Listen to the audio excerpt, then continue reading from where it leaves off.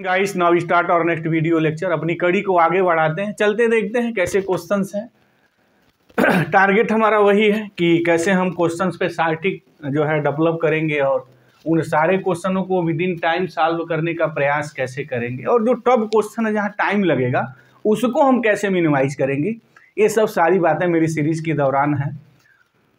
तो इस बार हमने जो क्वेश्चन चॉइस किए हैं वो पीडी पे हैं, डिफरेंशियल इक्वेशन है और वेक्टर्स पे लिए हैं। बहुत रोल प्ले है इसका, देख ही रहे हैं, पीजीटी में हो या टीजीटी में, इस पे क्वेश्चंस हमेशा बड़े ज़बरदस्त बनते हैं। तो now let us start here.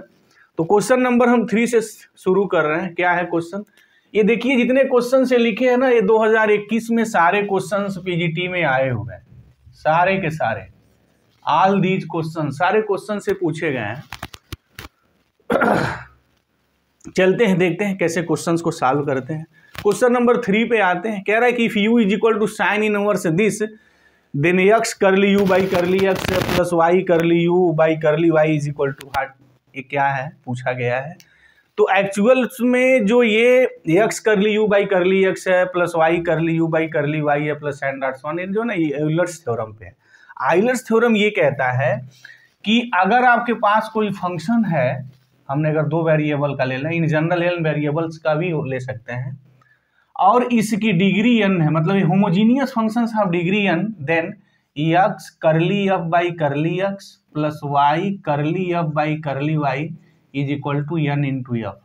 जहां ये जो n है, n is the degree of the homogeneous function. तो जब भी ऐसा कहीं चीज ये बने ना, अगर मान लीजिए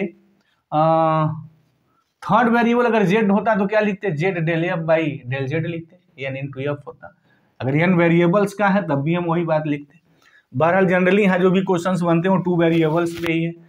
तो ये बात मेरी पूछी गई है। तो अगर हम ये पता कर लें u क्या है, कितनी डिग्री का है, तो बात हो जाएगी। तो देखिए यहाँ u is equal to sine inverse this दिया हुआ, तो इसको मैं लिख सकता हूँ sine u is equal to X square plus Y square upon X plus Y. अब यहाँ ऐसे क्वेश्चंस के लिए हम ट्रिक की बात करने जा रहे हैं, कंसेप्ट की यहाँ बेसिकली मैं बात करने जा रहा हूँ। जब भी ऐसे क्वेश्चंस कोई टैकल कर रहे हो ना, जब भी ऐसा आए तो हमेशा ध्यान में रखिए कि इस क्वेश्चंस को बहुत जल्दी आप आयलर्स थ्योरम से ही सॉल्व कर सकते हैं। अदरवाइज अगर ऐसे निकालेंगे तो चीजें नहीं होंगी। और तैयारी करने वाले इस चीज को तो समझ ही रहे हैं कि हम मुझे यहाँ कैसे बैटिंग करनी है, तो चीज ध्यान में रहे। दूसरी जो हम यहाँ बात करने जा रहे हैं वो ये है कि ये जो फंक्शन है ना, उसको एक्स वाई में आप कन्वर्ट करिए। जैसे यहाँ हो गया sine U is equal to this, this is the function of U. इस साइन यू को मैं लिख सकता हूँ this is the function of U. अब ये जो फंक्शन ऑफ यू है वो किसका फंक्शन, हमारा एक्स वाई का है। तो अब इधर ये देखिए कि ये होमोजीनियस बन रहा है या नहीं। और होमोजीनियस बनाने का सबसे आसान तरीका है, देखिए ऊपर कितनी डिग्री है, 2 डिग्री है, 2 डिग्री, तो फाइनली हमारी 2 डिग्री हो गई। नीचे कितनी है, 1 डिग्री, 1 डिग्री, 1 हो गया। तो ये पावर है, ऐसे पावर आप समझिए इसको। तो वो जो डिग्री होगी 2 - 1 मतलब 1 डिग्री का है। This is the 1 degree equation.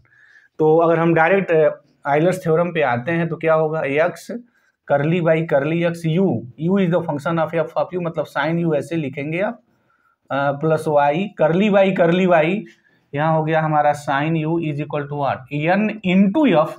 तो एफ हमारा क्या है, this is the sine U. Okay, this is the clear. अब तो फिर ये ताबड़तोड़ लगेगा। ये हो गया एक्स, साइन यू का डिफरेंशिएशन हमारा क्या होगा, कास यू। तो curly you by curly X, cos U यहाँ होगा, यहाँ भी कास एक्स होगा, करली यू बाई करली वाई। जब मैं कास यू से डिवाइड करूंगा तो एन की जगह मेरा 1 है, तो 1 इंटू साइन यू, तो साइन यू अपान यहाँ क्या बचेगा, यहाँ भी कास यू और यहाँ भी कास यू, तो sine U upon cos U, this is the tan U. बड़ा इंटरेस्टेड नहीं है हम ऑप्शंस में, टेन यू अब देख लीजिए।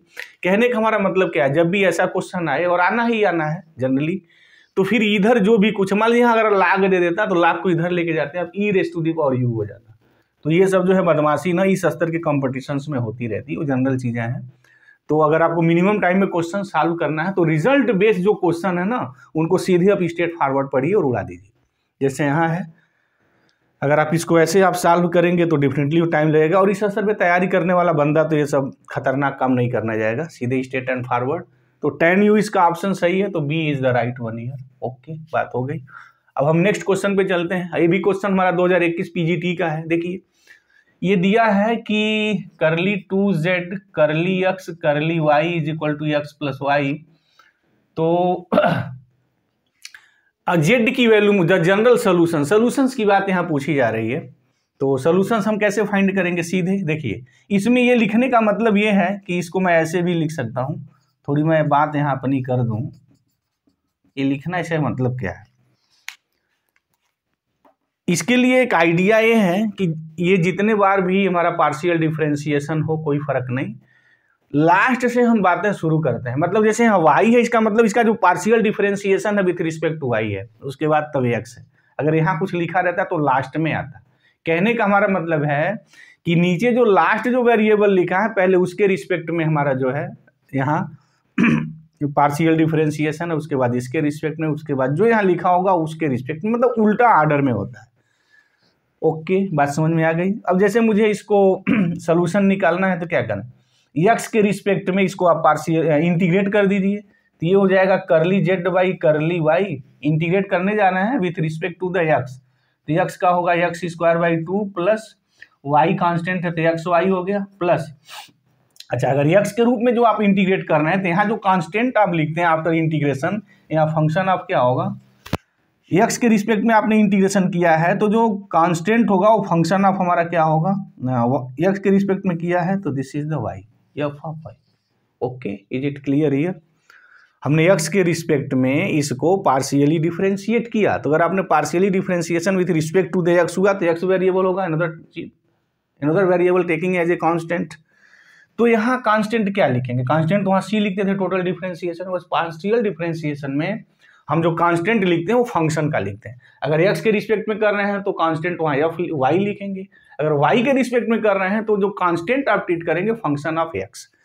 अब जैसे यहाँ वाई के रिस्पेक्ट में आपको इंटीग्रेट करना है तो क्या हो जाएगा, ये जेड हो गया, यहाँ हो जाएगा X square Y by 2, okay, plus Y के रिस्पेक्ट में होगा तो एक्स वाई स्क्वायर बाई 2 हो गया प्लस, यहाँ हम y के रिस्पेक्ट में इंटीग्रेट कर रहे हैं तो integration of F of Y, totally function of Y है, ओनली फंक्शन ऑफ वाई, वहाँ एक्स तो आना ही नहीं है प्लस। अब कांस्टेंट क्या लिखेंगे, y के रिस्पेक्ट में आपका पार्शियल डिफरेंशिएशन है तो जो कांस्टेंट होगा व्हाट, फंक्शन ऑफ, तो यहाँ कुछ ऐसे लिख दें जी ऑफ एक्स। आ गई बात है? चलिए, तो z क्या आएगा, z इज व्हाट, बहुत यहाँ करेंगे तो एक्स वाई बाई 2 आप कॉमन कर सकते हैं तो एक्स प्लस वाई हो गया प्लस। अच्छा, अगर एफ ऑफ वाई को आप इंटीग्रेट करेंगे तो अल्टीमेटली वो फंक्शन ऑफ तो वाई ही होगा, तो कुछ भी लिखिए क्या फर्क पड़ता है, H of Y, this is the function of constant, वहाँ आपका जी ऑफ एक्स है। तो ये फॉर्म होना चाहिए। देखिए ऑप्शन में कौन सा फॉर्म यहाँ दिया है, क्योंकि ऑप्शन में भी गेम खेली जाती है बट पीजीटी में कम ही क्वेश्चंस में गेम खेली जाती है, और जहाँ गेम खेली जाएगी डेफिनेटली मैं उसको दिखाऊंगा। इसका हमारा half X Y X plus Y हुआ, उसके बाद function of X plus function of Y है, तो इस फॉर्म का है, बाकी तो ही नहीं है। यहाँ मल्टीप्लीकेशन में है तो हो ही नहीं सकता है, ये भी मल्टीप्लीकेशन में है तो नहीं हो सकता है, यही होगा आपका।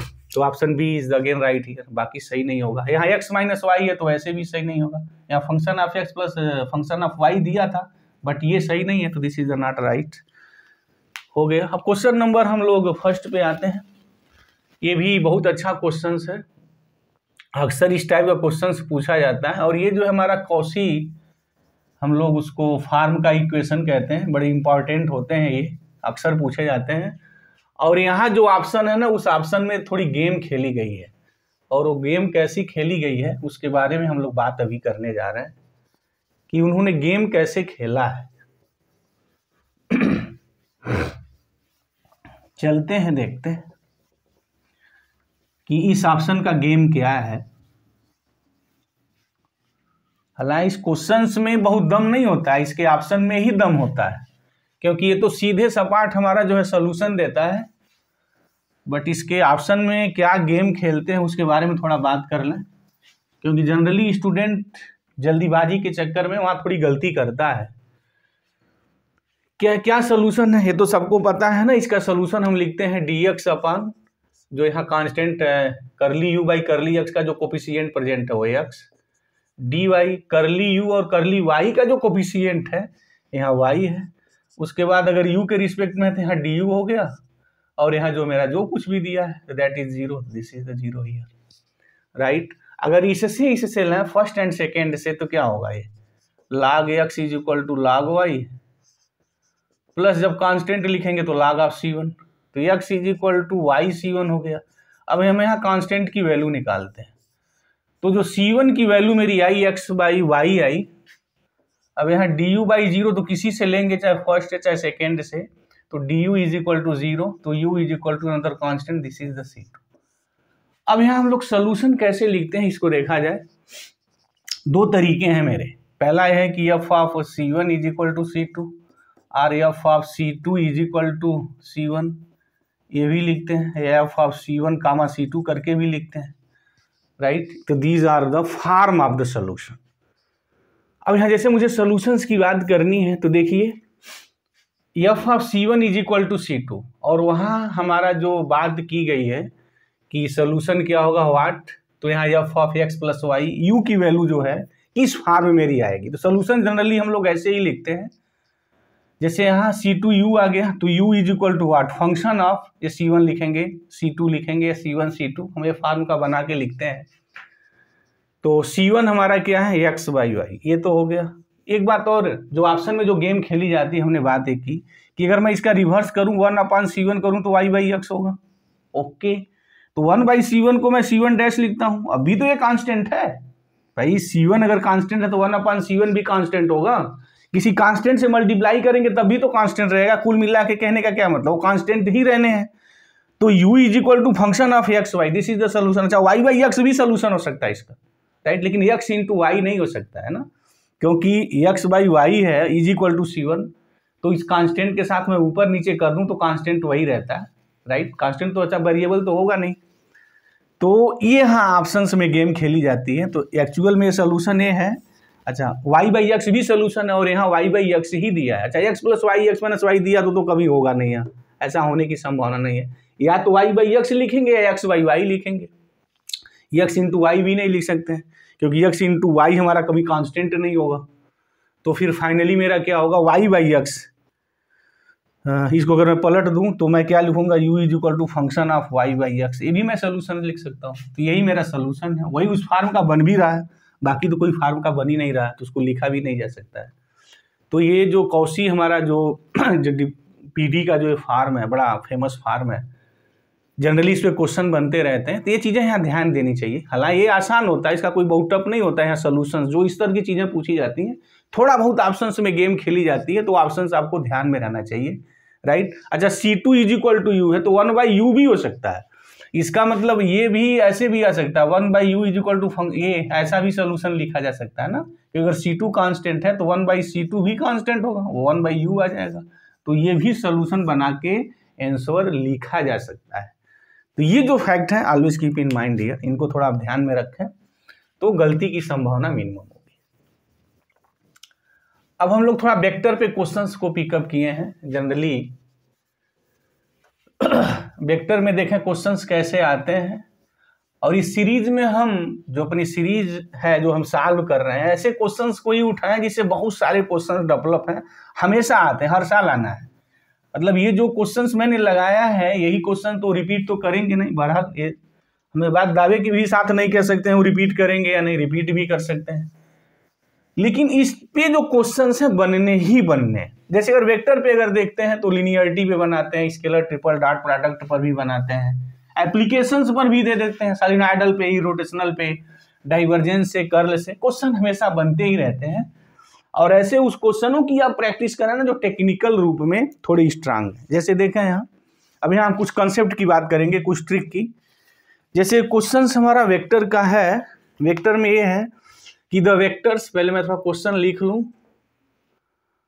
ए दिया हुआ है xi cap minus 2j cap plus 5k cap, और वेक्टर v दिया है। हम क्वेश्चंस को पूरा डिटेल्स में नहीं लिखेंगे, उसको समझा दे रहे हैं, टाइम किल करना हमारा यहाँ कोई उद्देश्य नहीं है। zk कैप आर कोलिनियर कहा है कि ये जो है वो कोलिनियर है इफ, अब a की वैल्यू x y z की वैल्यू पूछा है, x1 है, y मेरा 2 है, z 5 है। नेक्स्ट ऑप्शन में है कि x हाफ है, y -4 है और यहाँ z 0 है, ऑप्शन सी है। x -1 है, y 2 है और हमारा z 5 है और d है पीजीटी वालों का patent option, none of these, इनमें से कोई नहीं। तो अगर हम क्वेश्चंस को देखते हैं सीरियसली तो क्या है, यहाँ कोलिनियर के बारे में बात कहा है कि दो वेक्टर्स कोलिनियर कब होते हैं, when two vectors are collinear. तो कोलिनियर के लिए कंडीशन है सीधी सपाट जनरली जो लगाया जाता है, अगर कोई वेक्टर ए आपके पास है और कोई वेक्टर बी है और एक कोलिनियर है तो a is equal to mu b होता है, दिस इज द रिलेशन। लेकिन आप शार्ट में क्वेश्चंस को कैसे लगा रहे हैं उसकी हम यहाँ बात करने जा रहे हैं। ए और बी कोलिनियर है तो क्या करेंगे, आप सीधे देखिए, जब भी कोलिनियरिटी का क्वेश्चन आए ना तो always keep in mind this fact, इस फैक्ट को थोड़ा ध्यान में रख के लगाएं। आई का जो कोफिशिएंट है, जैसे यहाँ एक्स है अपान, वहाँ एक कोफिशिएंट खोजिए 1 है, दिस प्रोपोर्शनल होते हैं तो एक्स अपान 1 हो गया। जे का कोफिशिएंट यहाँ -2 है और वहाँ जे कोफिशिएंट खोजिए वाई है। अब यहाँ के का कोफिशिएंट 5 है अपान वहाँ -z है, is equal to lambda, this is the fix here. अच्छा ये निकलता कहाँ से है, हम यहाँ से निकालते हैं। अगर हमने यहाँ म्यू लिखा था म्यू हो जाएगा, बहरहाल जो भी कांस्टेंट लिखते हैं। लेकिन यहाँ कंपैरिजन करते वक्त ध्यान में रखिएगा, अगर पहले वेक्टर्स को आप ऊपर लिख रहे हैं तो पहले वेक्टर्स के जो आई जे के कोफिशिएंट हैं रेशियो में ऊपर ही आएंगे और सेकेंड वेक्टर के जो आई जे के कोफिशिएंट हैं वो नीचे आएंगे। अब ऐसा ना हो इसका आई कोफिशिएंट एक्स हो गया और यहाँ आई कोफिशिएंट आपने 1 लिखा, अब यहाँ जे कोफिशिएंट लिख करके यहाँ आपने ऊपर कर दिया, इसको नीचे कर दिया, तो ये गलती थोड़ी जल्दीबाजी में नहीं होनी चाहिए, ध्यान में रहना चाहिए। तो एक्स वाई की वैल्यू पूछी गई तो चलिए अब यहाँ निकालिए, एक्स इज इक्वल टू क्या हो गया, लैम्डा हो गया, Y is equal to -2 by lambda हो गया और यहाँ जो जेड मुझे मिलने जा रहा है वो -5 बाई लैम्डा हो गया। अब लैम्डा की वैल्यू आप सेट कर लीजिए, बस कह रहा है पहले में कि x1 तो लैम्डा 1 लिखिए, x1 कब होगा, जब लैम्डा 1 होगा। अब उसे करस्पॉन्डिंग खोजिए वाई और जेड की वैल्यू सेटिस्फाई कर रही है या नहीं। तो अगर लैम्डा 1 लिखेंगे तो y -2 हो गया, ठीक है, तो y वहाँ तो 2 दिया हुआ है तो y 2 तो होना नहीं है, पहले ही कैंसिल हो गया, कैंसिल हियर। अच्छा अगर x हाफ लिखते हैं तो x हाफ लिख दीजिए, तो यहाँ अगर हाफ लिखेंगे तो -4 हो जाएगा, सही है। और तो फिर यहाँ z 0 नहीं होगा तो फिर ये कैंसिल हो जाएगा, हाफ लिखने पे -10 आएगा। x -1 लिखेंगे तो क्या होगा, -1 लिखेंगे अगर यहाँ लैम्डा की जगह तो फिर -2 अपान -1 2 हो जाएगा और z की जगह 5 हो जाएगा, this is the right one here, क्योंकि यही एक वैल्यू एक्स वाई जेड की है जो सेटिस्फाई कर रही है। तो अगर ये सही हो गया और क्वेश्चन सही है तो फिर ये नहीं हो सकता। Okay, is it okay, your clear, there is no doubt. तो जनरल वैल्यू मेरी यही हुई। अच्छा लैम्डा अगर आप यहाँ 0 नहीं लिख सकते, तो अगर लैम्डा आपने 0 लिख दिया तो फिर तो ये -इन्फिनिटी हो जाएगा, तो ऐसा तो ऑप्शन उन्हें देना ही नहीं है, वो दे भी नहीं सकते हैं, क्योंकि इन्फिनिटी -इन्फिनिटी का जो भयंकर जो नंबर है, जो उनका जो मायाजाल है, इस कंपटीशन में वो सब नहीं होने जा रहे। बाकी लैम्डा की वो कोई भी वैल्यू लिख सकते हैं, तो जो भी वैल्यू लिखेंगे वो वैल्यू इसी को सेटिस्फाई करनी चाहिए। तो कोलिनियरिटी पे जब भी क्वेश्चन आए तो always keep in mind this fact, इसको ध्यान में रखना। और आने ही आने हैं कोलिनियर और कोप्लेनर पे क्वेश्चन तो हमेशा देने ही देने, चाहे टीजीटी हो पीजीटी हो, जो हो इस स्तर पे उनको देने ही देने, ऑलरेडी आने ही आने। अब एक हम नेक्स्ट क्वेश्चन की और बात करते हैं कोलिनियरिटी की। इस क्वेश्चन को देखिए जरा, मजा लीजिए। ये क्वेश्चन क्या कह रहा है, कह रहा है कि इफ द वेक्टर्स, अगेन मैं ये बात लिख रहा हूँ और पीजीटी 2021 में अगेन आया हुआ है जो मैं लिखने जा रहा हूँ। कह रहा है कि वेक्टर्स है X I cap -3j cap +7k cap and I cap -yj cap -zk cap are, कह रहा है कि ये कोलिनियर अगर हैं then value of X Y square by Z, इसकी वैल्यू पूछा जा रहा है, इज इक्वल टू, किसके इक्वल होगा, ऑप्शन में है 9/7, बी है 6/7 और सी है -6/7 और डी है पीजीटी वालों का patent option none of these. चलिए देखते हैं क्या है ये। अगेन कोलिनियर की बात कही है कि ये और ये अगर कोलिनियर है तो X Y square by Z की वैल्यू क्या है, कुछ नहीं करना है, बस ताबड़तोड़ लगाना है जैसे हमने बताया, या no need to solve such type. और कंपटीशन में वो गलती करनी भी नहीं है, अगर वो गलती आप करते हैं तो फिर यू हैव इन प्रॉब्लम। तो मिनिमम टाइम में मैक्सिमम क्वेश्चन सॉल्व नहीं किया जा सकता है। तो क्या करेंगे, सीधे आई कोफिशिएंट खोजा यहाँ एक्स अपान हाई कोफिशिएंट खोजा 1 जे कोफिशिएंट -3, जे का कोफिशिएंट -y। चलिए यहाँ हो गया के कोफिशिएंट 7 और यहाँ हो गया माइनस आपका z। ओके, तो ये तो प्लस हो गया।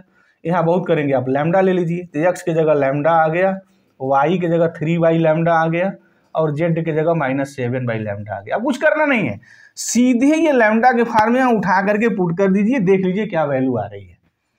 तो x के जगह लैम्डा लिख दिया, हो गया।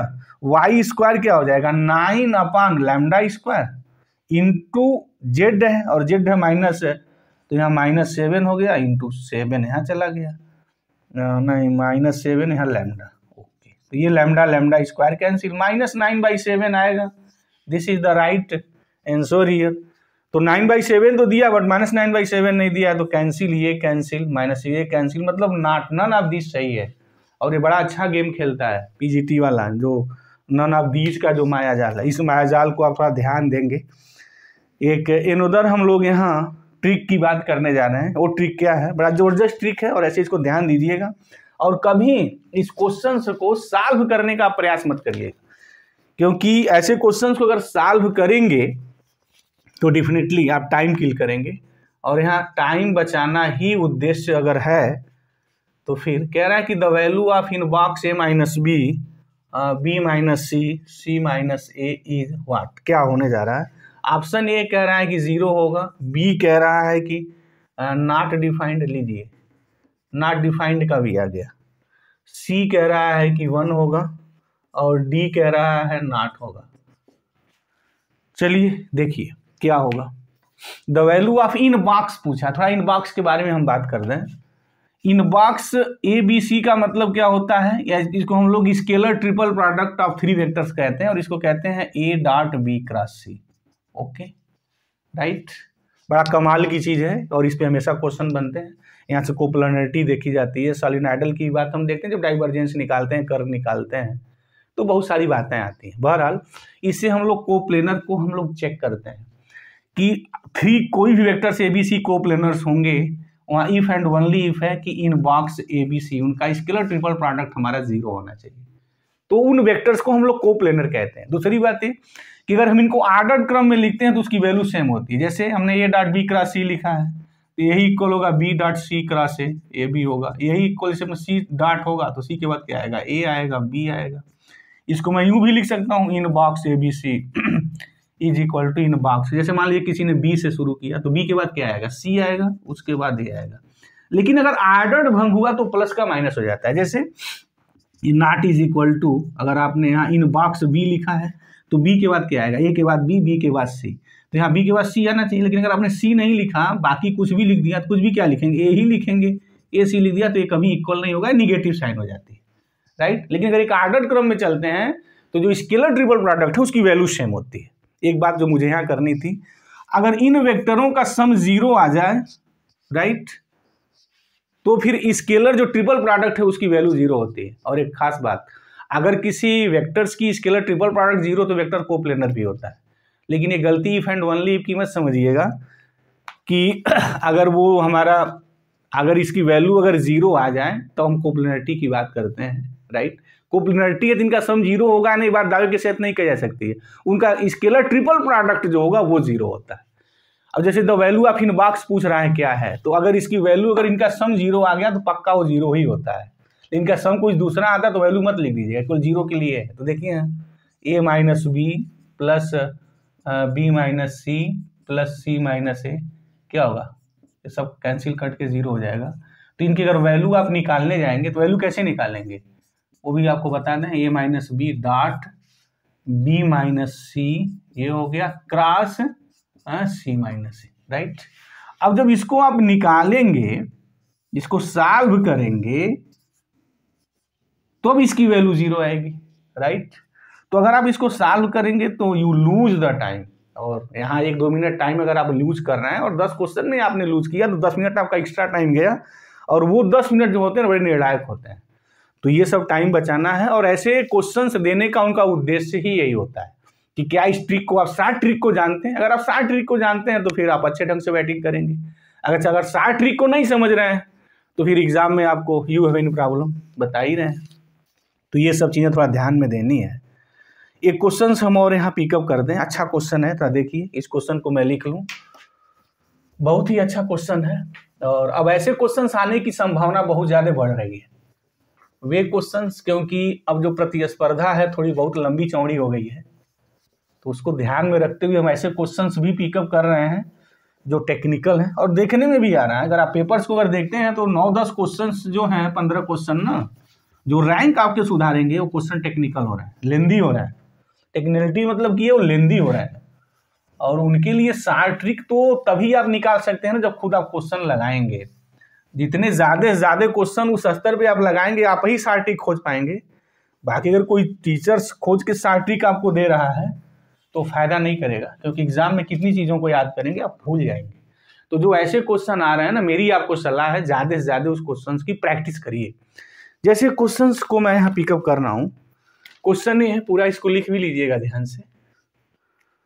चलिए थोड़ा मैं क्वेश्चन हियर कि if vector D is equal to lambda A cross B, okay, plus mu B cross C plus nu C cross A, and in box A B C, मतलब स्केलर ट्रिपल प्रोडक्ट जो ए B C की है उसकी value 1/8 है, then lambda plus mu plus nu is किसके equal होगा? कह रहा है कि वो डी डॉट ए प्लस बी प्लस सी होगा। लीजिए बाकमाल। सेकेंड ऑप्शन है कि 0 होगा। सी ऑप्शन है कि 8D डॉट ए प्लस बी प्लस सी होगा। And D patent question PGT वालों का, नॉट नन ऑफ दीज। बहुत पेटेंट क्वेश्चन है ये, बार बार कहते रहते हैं, और नॉट इसीलिए दिया जाता है अगर क्वेश्चन कहीं गलत हो गया तो फिर नॉट आप कह दें तो आपका काम बच जाएगा। और नॉट कभी कभी खतरनाक भी होता है। अपने सीरीज के दौरान हमने उन सब सारी चीज़ों की बात बहुत डिटेल्स में की है कि जो डी जब नॉट लग जाता है ना, तो जहाँ भी कहीं लग जाए तो please serious about that question. नहीं, बाकी अगर 4 ऑप्शन दिए हैं वहाँ, तो फिर वहाँ बहुत सीरियस रहने की ज़रूरत नहीं है, क्योंकि वो स्ट्रेट फॉरवर्ड होगा, आप सीधे बैटिंग कर सकते हैं। लेकिन जहाँ स्ट्रेट फॉरवर्ड नहीं है, थोड़ा बैटिंग आप ध्यान से करिएगा। यहाँ पर देख रहे हैं क्या पूछा हुआ है कि lambda plus mu plus V पूछा हुआ है कि इसकी वैल्यू क्या आएगी। अब यहाँ देखिए ना, ऑप्शन में आपको रास्ता बता रहा है। एक्चुअल में होता ही है कि जो ऑप्शन है, जो क्वेश्चन है, खुद ही बताते हैं, चिल्ला के बोलते हैं कि साहब इस पथ से चलिए और आप मंजिल को प्राप्त कर लेंगे। तो देखिए जैसे यहाँ ऑप्शन में क्या है, डी डॉट ए है, यहाँ 0 है, फिर डी डॉट ए प्लस बी प्लस सी है। तो जब भी कहीं क्वेश्चन सीधे स्ट्रेट फॉरवर्ड समझ में ना आए, कुछ बना के पूछा हुआ है, जनरली जो होने भी जा रहा है, तो ये आपकी बात ध्यान में रहनी चाहिए कि हम ऑप्शंस को जो है ना सीधे डायरेक्ट प्ले करें। जैसे यहाँ देखें कि डी डॉट ए प्लस बी प्लस सी है, ऑप्शन में है, वहाँ भी वही है, उसके बाद यहाँ 0 दिया है, तो हम इसकी वैल्यू को निकाल के देखते हैं कि इसकी वैल्यू क्या आ रही है। अच्छा, नॉट है तो फिर वो भी बात मेरी आ जाएगी, देखते हैं क्या इसकी वैल्यू आ रही है, क्या इसमें रहस्य छुपा है क्या। जैसे यहाँ दिया है D is equal to this much, तो डी डॉट पहले ए है plus D dot B plus D dot C, यही ना। अगर मैं इसको तोड़ दूं तो डी डॉट ए जरा निकालिए तो क्या आएगा, what D dot A, lambda A dot. और अभी हमने बताया एक बात आपसे कि या याद रखिए कि इन बॉक्स ए बी सी ये 0 होगा पक्का अगर इनमें से कोई 2 वेक्टर मेरे सेम हो गए। अगर कोई भी 2 वेक्टर सेम हो गए तो पक्का 0 होगा। क्यों? क्योंकि वो जो डिटरमिनेंट की प्रॉपर्टी है, अगर किसी 2 रो 2 कॉलम आइडेंटिकल हो जाते हैं तो उसकी वैल्यू मेरी 0 हो जाती है।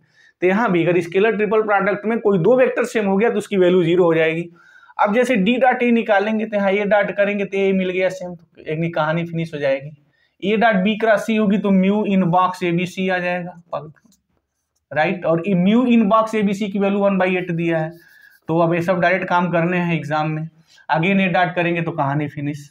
अब डी डॉट अगर बी निकालेंगे तो क्या आएगा, तो बी के साथ कौन बचेगा, देखिए ये तो 0 हो जाएगा, ए भी 0 बचेगा, ए भी 0 हो जाएगा, ये बी डॉट तो वो भी इन बॉक्स ए बी सी आएगा, तो न्यू अपान 8 हो जाएगा, न्यू अपान 8। इसी तरीके से डी डॉट अगर सी लिखेंगे तो क्या बचेगा, लैम्डा बाई 8 हो जाएगा। इनको अगर आप ऐड करेंगे तो क्या होगा, डी डॉट ए प्लस बी प्लस सी, इधर से 1/8 कॉमन होगा lambda plus mu plus nu, मुझे इस वैल्यू की तलाश है, तो ये वैल्यू निकालेंगे तो 8 साहब इधर आ जाएंगे, तो 8 डी डॉट ए प्लस बी प्लस सी होगा, और ऑप्शन आप समझ ही रहे हैं कौन सही है, राइट। तो मुझे उम्मीद है कि इस क्वेश्चन के पीछे जो लॉजिक और कंसेप्ट रही है बात आपको समझ में आ गई होगी। इसके बाद अगर आपको कोई डाउट है तो प्लीज़ कमेंट बॉक्स में जाएं और कमेंट करें, हम उसका जवाब देंगे। तो थैंक यू गाइस, जय हिंद।